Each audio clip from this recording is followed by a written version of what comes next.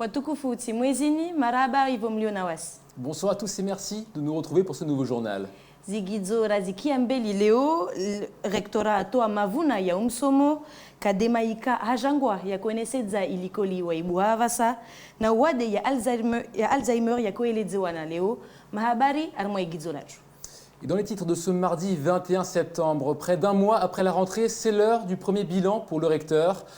Parmi ses préoccupations, manque de place et de professeurs, vous saurez tout dans ce journal. Permettre à des élèves de suivre à distance des cours, c'est l'objectif du campus connecté d'Ajangwa. Il a été inauguré aujourd'hui, découverte dans cette édition. Et aujourd'hui, c'est la journée mondiale de l'Alzheimer. Une association en a profité pour organiser une journée de sensibilisation à Chiconi. Nous vous y emmènerons en fin de journal. Et vous l'avez vu en titre, près d'un mois après la rentrée, c'est l'heure du premier bilan pour le rectorat. Et parmi les satisfactions, ce nombre, plus de 106 000 élèves sont scolarisés cette année. C'est 4 à 5 000 de plus par rapport à l'année précédente. C'était une priorité pour l'Académie de Mayotte qui a ouvert des places principalement en maternelle et en filière professionnelle.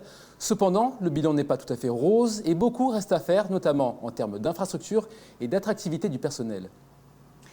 Hauandrisa ina mamoja rangu wanatsawangia likoli rektora leo atoa mavuna ya umsomo maelezo na Jaidi Maulida. Pour son premier bilan de l'année scolaire devant la presse, le recteur n'a éludé aucun sujet, pas même celui du manque de place dans les établissements, avec 4 à 5 000 élèves scolarisés en plus par rapport à l'année dernière, principalement en maternelle et en filière professionnelle. L'objectif est atteint. C'était notre objectif de scolariser le plus tôt possible les élèves, parce qu'on sait que c'est un facteur de réussite, et aussi offrir des débouchés aux élèves qui quittaient avant notre système éducatif, après la troisième ou après la seconde, sans avoir acquis les diplômes ou les qualifications. Lucide, le recteur est conscient du travail qu'il reste à accomplir, notamment dans le développement et l'entretien des infrastructures scolaires, sans oublier la problématique du manque de personnel. Autre sujet sur lequel Gilles Albou était attendu, celui de la violence et particulièrement des caillassages de bus scolaires qui ont repris ces dernières semaines. Pour le recteur, la réponse doit être avant tout éducative. Et des activités pédagogiques, éducatives, pour nos élèves et pour nos enfants à l'extérieur aussi des établissements. Et ça, c'est travailler avec le tissu associatif local, travailler avec les maires, travailler avec les élus pour développer des centres de loisirs, des activités sportives, des activités culturelles et aussi évidemment travailler avec les parents. Ce bilan a aussi été l'occasion pour le recteur d'évoquer ses rapports avec les syndicats. Ces derniers ont appelé de nouveau à la grève. Gilles Albou, lui, plaide la patience afin de mettre en place la feuille de route RH écrite à la suite du Grenelle de l'éducation. Et nous allons faire régulièrement, avec les organisations syndicales, des points d'étape. Nous connaissons évidemment les priorités des uns et des autres. Et nous discutons là aussi de manière très constructive avec la tutelle, qui voit d'un très bon œil tout le travail qui a été fait localement. Et évidemment, cette feuille de route sera déployée. La situation sanitaire dans l'éducation nationale a aussi été abordée. Si elle semble sous contrôle pour le moment, les protocoles sanitaires sont maintenus et les campagnes de dépistage et de vaccination devront être renforcées.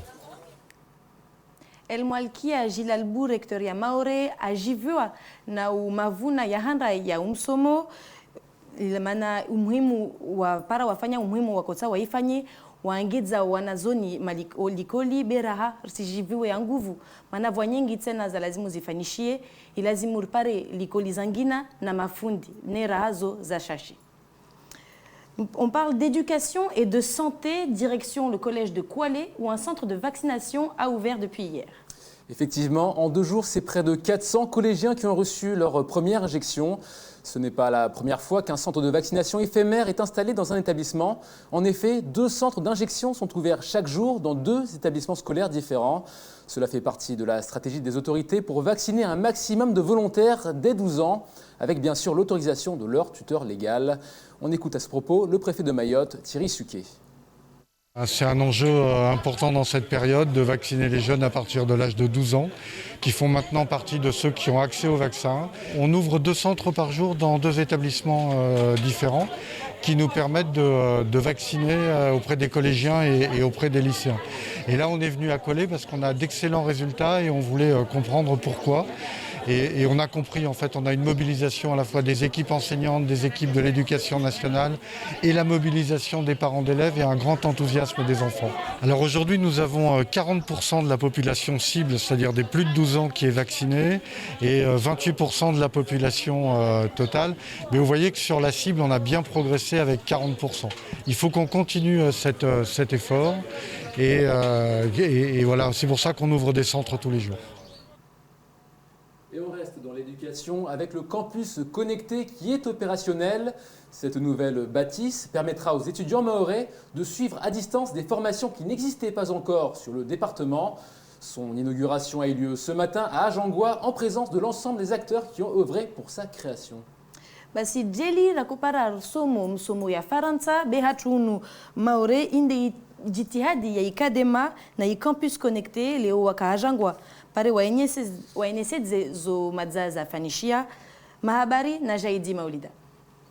Le village d'Ajangwa accueille le campus connecté. L'inauguration de la structure se fait aujourd'hui en présence de tous les acteurs qui auront permis sa création. Une avancée majeure pour les étudiants maoris.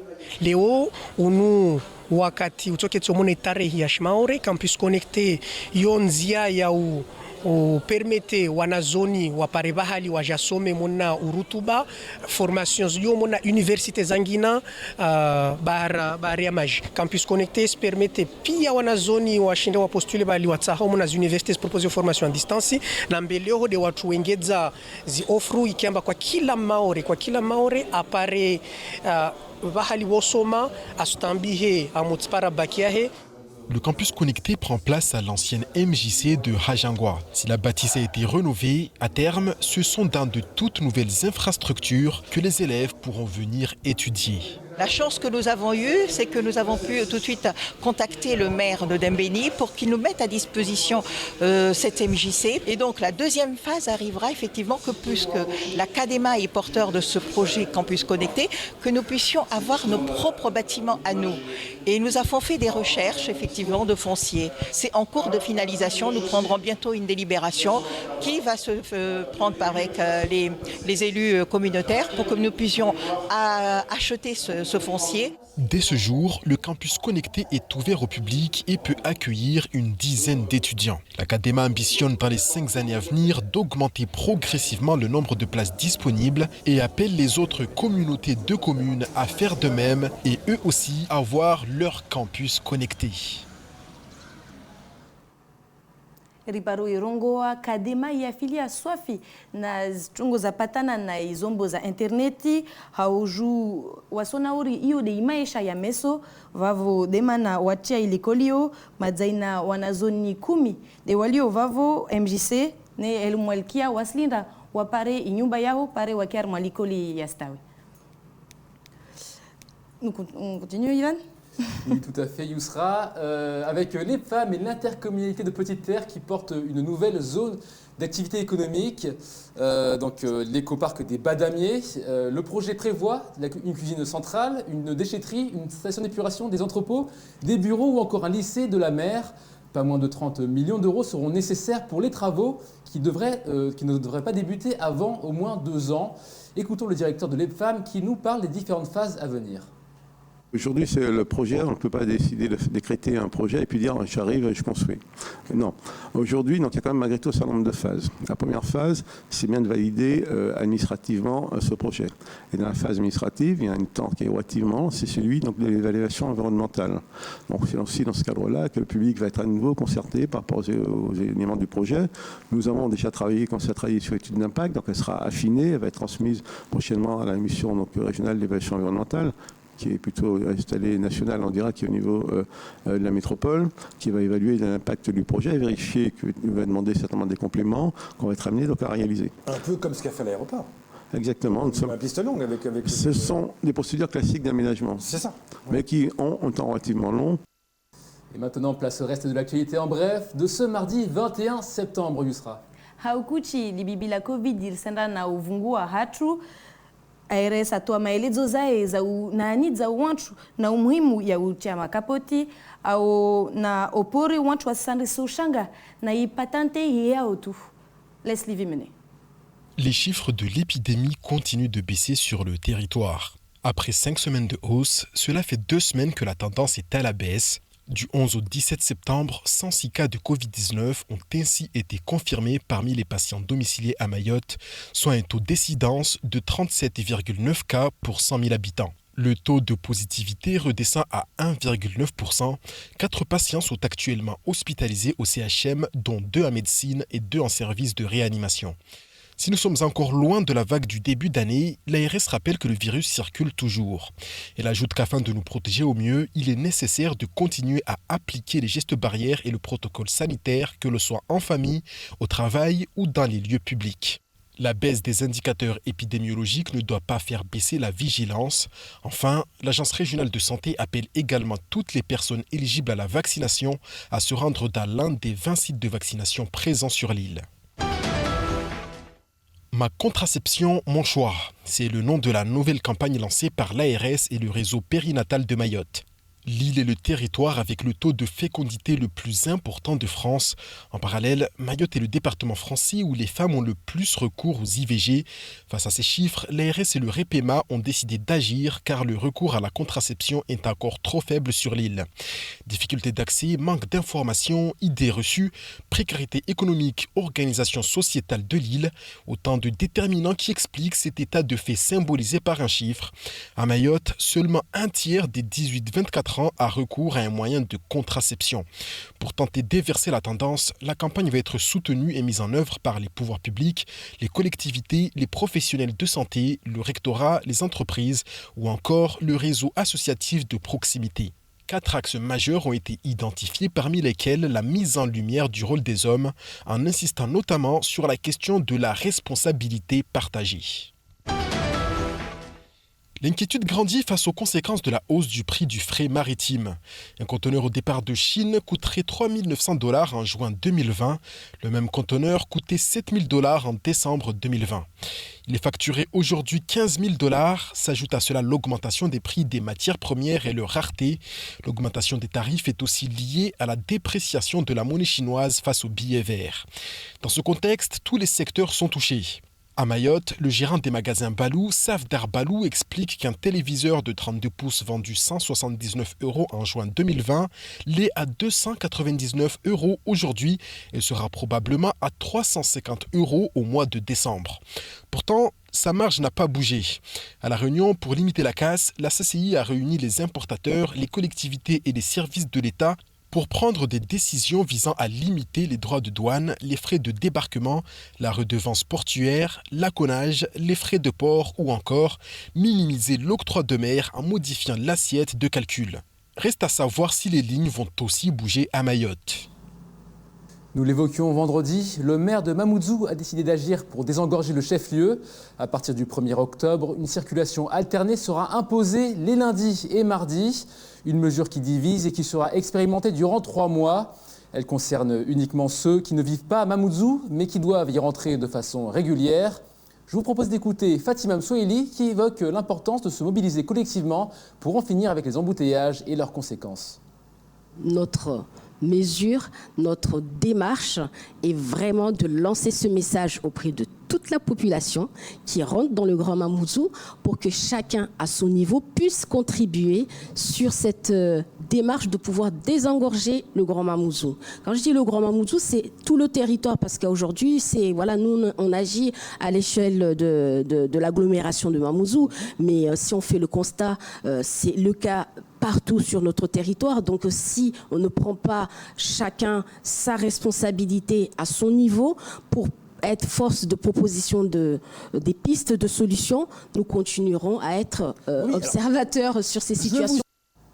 Et un dernier mot de santé pour terminer ce journal. La journée mondiale de l'Alzheimer, c'est aujourd'hui. L'association France Alzheimer Mayotte en a profité pour organiser un événement de sensibilisation à Chiconi. L'occasion pour les invités de se renseigner sur cette pathologie encore méconnue par beaucoup. Leo de suku ya dunia ya mafia ya wade ya Alzheimer vavoishama ya France Alzheimer Mayotte ikaikaribisha watu Chiconi ya utoa maelezo ya wade unu mana yo kaisi julwana fete unu maore Jaidi Maulida akana wao. Aujourd'hui, c'est la journée mondiale de l'Alzheimer. À Chiconi, France Alzheimer Mayotte a invité neurologues et professionnels de santé afin de faire connaître une maladie justement encore trop méconnue de la population. Wasile wo rivendzambari hire watu wao rije harmwa fikira rjorngulidzane rihadisa mba wade lewo wakaltejeje maore na heli situation liyo tini dortoshindawo rifanyira ha zaidi ile parer saidie watu walio malagoni watu watambia mana arsushamba wotsi bwade mwangu alhamdulillah ersona mbarangure andrisawo wanadamu waswanriso yelewa be raharambali tuna heli liyo faransawo be wasi karalisha risufanya tujuri jitihadi releze watu amba wadewo wo jeje mtu ufanya jeje atamtwaje amba no wade. Après plusieurs consultations, un constat est ressorti. Pour plusieurs patients, la maladie d'Alzheimer peut être évitée. Et pour cette raison, l'association compte bien mettre l'accent sur la prévention cette année. Harma watu alifu watu 50 iliyo amba wao kaka pasa wakana wade wasahau be wao para mana wakana tambu za no retention diabete au watu kuvura siga nguvu rongo amba ikepa sasa firfanye jitihadi harmwa nukto yobabo ile pare ri tahadharishe watu amba mtwamo jokana wadasau ikiamba wadasau ujana ama besi kamba vavo mtu ilio amba afanya AVC au mtu ilio amba akana tambu zangina dezatsongeshata amba ange harmo wade hauharaka. Dans la continuité de ces opérations, l'association projette la mise en place d'un accueil de jour pour les patients afin d'aider les familles à se reposer. Un bus itinérant est également à l'étude pour aller au plus proche des Mahorais. D'après les estimations, environ 1300 personnes seraient atteintes de la maladie d'Alzheimer sur l'île au Lagon. Ishama moyo na vavu isu saidia wantu walona mtu dagoni alona wadewo itso para ipare wantu pia devo ishama itsa itoe maelezo ta wa maore waelewe namna ilazimu wajipange na voti hali ishama yo itso kanadago ya ungalia wantu wao. Merci Yousra pour toutes ces informations. Et c'est la fin de cette édition. Merci de nous avoir suivis. Demain, vous retrouverez Yousra Ahmad Ali et Jaidi Maulida dès 19h. D'ici là, passez une excellente soirée sur Kwezi. Maraba, vous mwakana wasi, huku mwema.